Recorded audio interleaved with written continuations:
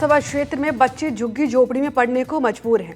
झुग्गियों में चल रहे इस स्कूल में शौचालय नहीं है। मूलभूत सुविधाओं की भारी कमी की वजह से छात्रा लगातार अब संख्या घटती जा रही है। लूणी विधानसभा से एक मंत्री भी राजस्थान कैबिनेट में है, लेकिन फिर भी सांगरिया गांव विकास से कोसों दूर है। ये ग्राउंड रिपोर्ट देखिए।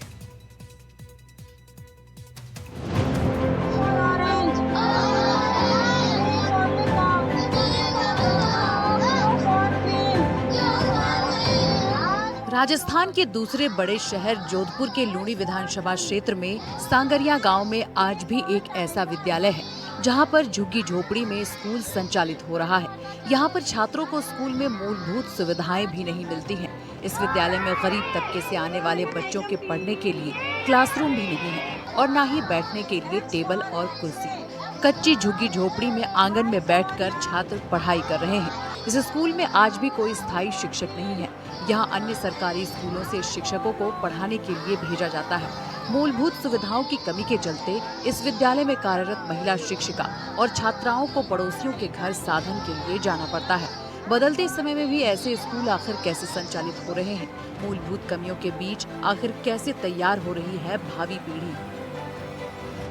शासन और प्रशासन के द्वारा शैक्षणिक स्तर और विद्यालयों के उत्थान के लिए दावे तो कहीं किए जाते हैं, लेकिन प्रदेश में आज भी कहीं ऐसे विद्यालय हैं जो आज भी मूलभूत सुविधाओं से वंचित है। और इन्हीं में एक है जोधपुर के लूणी विधानसभा क्षेत्र के सांगरिया गांव का ये राजकीय उच्च प्राथमिक संस्कृत विद्यालय।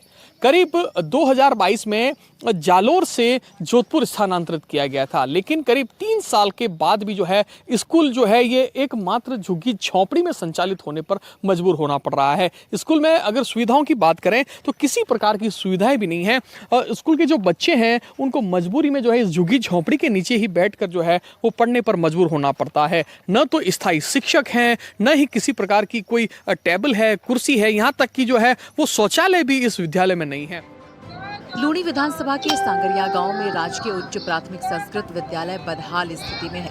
यहाँ मौजूद शिक्षिका और दूसरे स्कूल से आए प्रिंसिपल से हमने बातचीत की है। साथ ही यहाँ पर पढ़ाई करने वाले बच्चों से भी खास बातचीत की है। इस प्रकार से हम देख पा रहे हैं कितने बच्चे हैं, कितने नामांकन हैं और क्या सुविधाएं हैं। वर्तमान में अभी यहाँ 35 का नामांकन है। इससे पूर्व नामांकन 60-65 के करीब था, परंतु यहाँ सुविधाओं का अभाव होने के कारण बच्चों का नामांकन निरंतर गिरता जा रहा है। क्या कारण मानते हैं? जब स्कूल यहाँ स्थानांतरित हुई थी करीब 60 से 70 के करीब नामांकन थे, आज वर्तमान में करीब 35 से 36 के करीब ही नामांकन है। क्या कारण मानते हैं? यहाँ पे जो लड़कियाँ आती हैं ना, स्पेशली जैसे कि बच्चों के लिए बाथरूम करने की व्यवस्था नहीं है। अगर शिक्षिका को भी लगाया जाएगा तो वो भी 4 घंटे में कहीं बाथरूम करने के लिए, तो वो व्यवस्था यहाँ पे बिल्कुल नहीं है।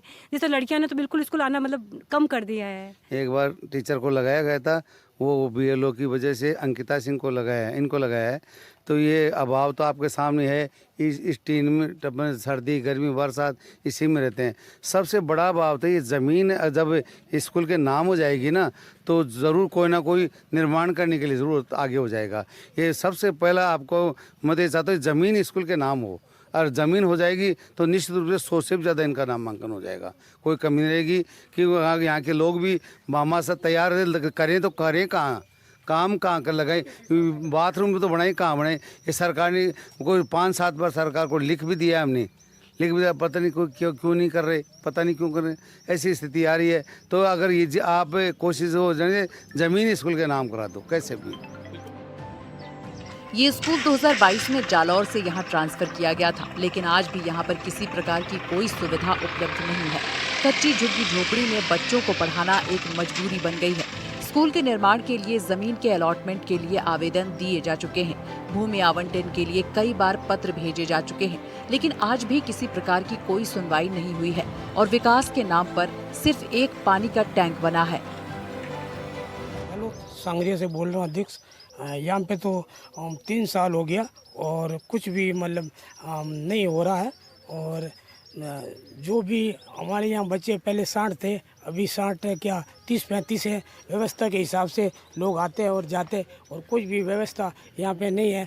सर्दी और गर्मी ठीक है, बच्चा क्या करे, कोई भी बच्चा आते और जाते, कुछ सुविधा टॉयलेट बिजी कुछ नहीं है यहाँ पे। तो किस हिसाब से लोग आएंगे जाए, वो फिर भी हम लोगों को जा के बुला के लाते हैं, पर यहाँ पे तो कोई ध्यान ही नहीं देता। जोगाराम जी के पास भी 1-2 बार गए तो वो तो बोलते हैं हाँ ठीक है, बाद में कोई ध्यान देते ही नहीं यहाँ पे तो हमारे कोई। इसीलिए हम बच्चे को किस हिसाब से तो हम करें तो कैट करे तो क्या। और पौधा भी तो हमारा 60-70 पौधा भी यहाँ पे लगा हुआ है। मैंने तो हमने जैसा किया वैसा करते हैं। और हम एक खाली हमारे यहाँ टाँका है भी, जो सुविधा के लिए तो हमारा कुछ नहीं है। बिल्कुल, तो कह सकते हैं विकास के नाम पर सिर्फ एक पानी का जो है वो एक टैंक बनाया हुआ है, इसके अलावा कोई सुविधा नहीं। आप देख सकते हैं, मेरे सहयोगी आपको दिखाएंगे, दूर दूर तक का जो नज़ारा है स्कूल का वो एक वीरान जंगल की तरह नज़ारा है। और मजबूरी में जो है बच्चे इस एक झुग्गी झोंपड़ी के नीचे बैठने पर मजबूर है। और कह सकते हैं कुछ बच्चे बैठे हैं जो उनसे भी हम बातचीत करना चाहेंगे, उन बच्चों से बात करेंगे।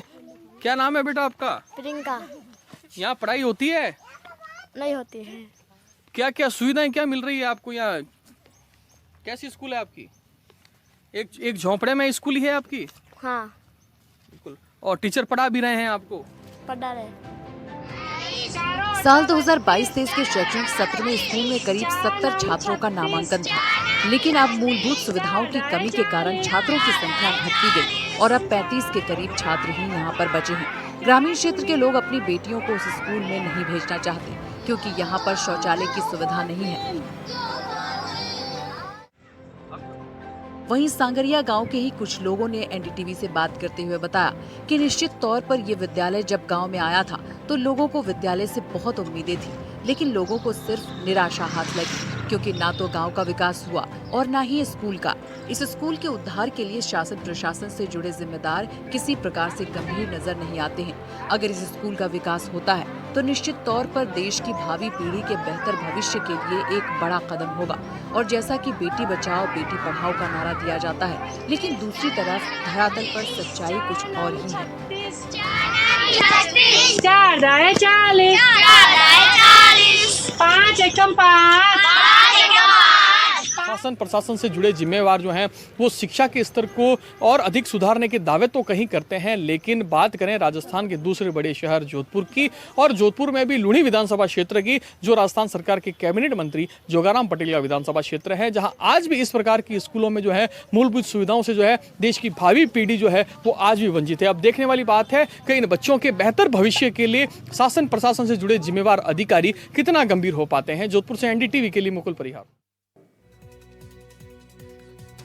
आज की ग्राउंड रिपोर्ट में बस इतना ही। आप देखते रहिए एनडीटीवी राजस्थान। नमस्कार।